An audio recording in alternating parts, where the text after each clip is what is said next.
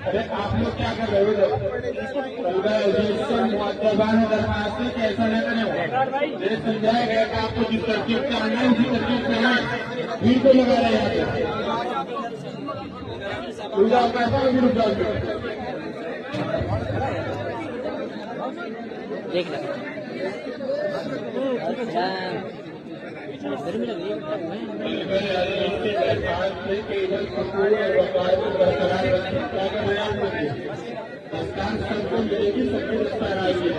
आराम से लाइन से आओ, जैसे बताया गया करेगा।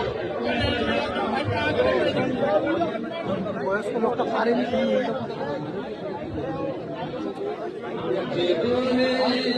मुश्किल